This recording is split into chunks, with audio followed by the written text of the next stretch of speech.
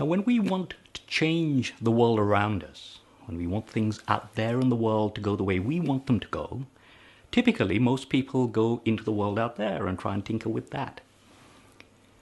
And they can perhaps get some limited success.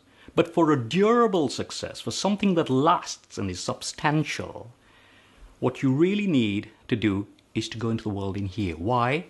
Because, and this is a principle to which we'll come back repeatedly through this course, and it's the subject of the first session, is that the world in here and the world out there are perfect reflections of one another.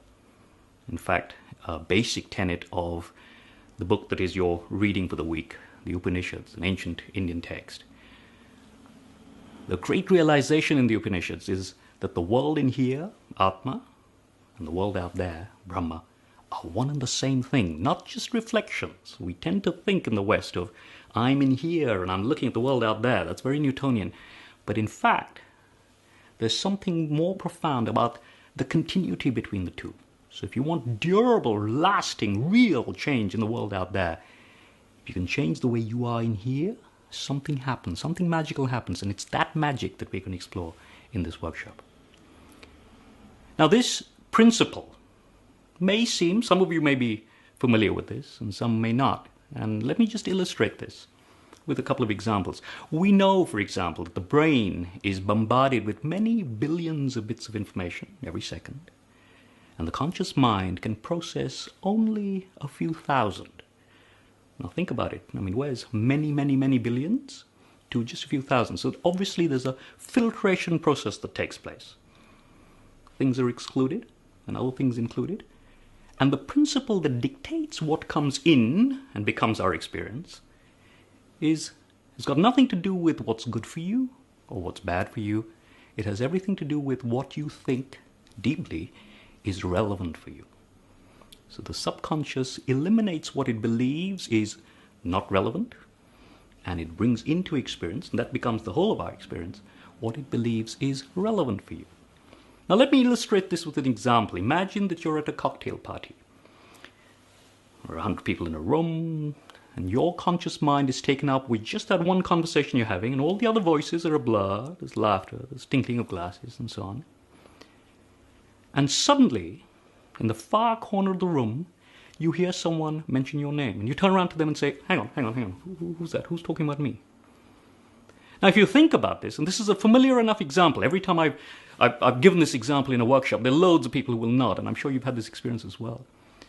Why does this happen? Is it just a coincidence that your mind goes to that person the very minute that they mention your name? It's not a coincidence.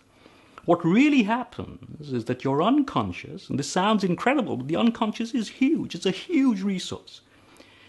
The unconscious is taking in everything that's being spoken in that room within earshot and filtering them out as irrelevant until you get to something that is relevant, and it then demands your attention. So, for example, it can hear that, she's going on about her jewelry, boring. He's going on about his golf swing, boring. He's going on about his kids, boring. Hey, hang on, my name? Oops, who's talking about me? And you go to that. So you can see how all that information is already present. It is coming through, but not into our conscious mind. And of course, when we talk about our experience in the world, we're talking about our conscious experience. Unconsciously, we're getting it all. But we're filtering it all out. We don't get it. And we're bringing in only what we deem is relevant to us.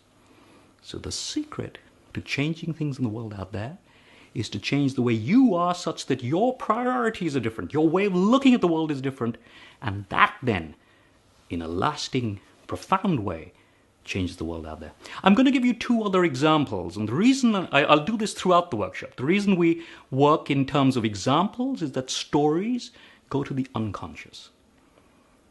I can talk logically, but that stops here. Stops in the conscious mind. But when I tell stories and give examples, those get around the back of the conscious mind and go into the unconscious, which is where the action is, which is what we're dealing with here. Hence the techniques of Western hypnotherapy and so on, which will be a part of this course. Two other examples. One, again, familiar enough. Suppose I think long and hard about what car to buy, and I decide to buy a white Volvo. And I go out into London streets, and what do you know? London streets are teeming with white Volvos all of a sudden. Now, that's not because there are more white Volvos on the road. It's because white Volvos have suddenly become relevant for me. And because they've become relevant for me, I see them more. I pick them out. Otherwise, the rest of the traffic is a blur. But these things start flashing. They pop into existence, into my existence. I'm going to give you one other example. While I was at Oxford, I used to be a member of the Rambling Club. And we used to go out into the mountains and climb and so on. And I typically would be driving. And at the end of every day, there'd be a huge panic about not being able to find the youth hostel.